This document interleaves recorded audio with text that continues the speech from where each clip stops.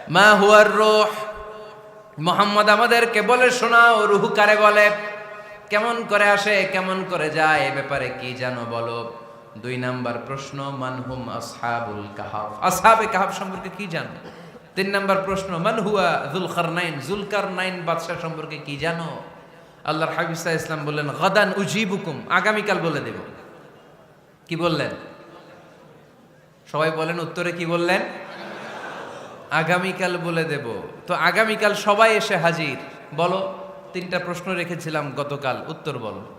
আল্লাহর হাবিব সাল্লাল্লাহু আলাইহি ওয়াসাল্লাম বলতে পারলেন না, কারণ ওহী আসেনি। তিনি ছিলেন ওহী নির্ভর, ডিপেন্ডেন্ট অন ওয়াহি, dependent on revelation, guided by the ওয়াহি। তিনি এর পরের দিনে বললেন গাদান উজিবুকুম, আগামীকাল বলবো। এর পরের দিনে এরা এসে হাজির, উত্তর নাই। আল্লাহর হাবিব সাল্লাল্লাহু আলাইহি ওয়াসাল্লাম আবারও বললেন গাদান উজিবুকুম, আগামীকাল বলবো। এর পরের দিনে এরা এসে হাজির। এরকম 1 দিন 2 দিন 3 দিন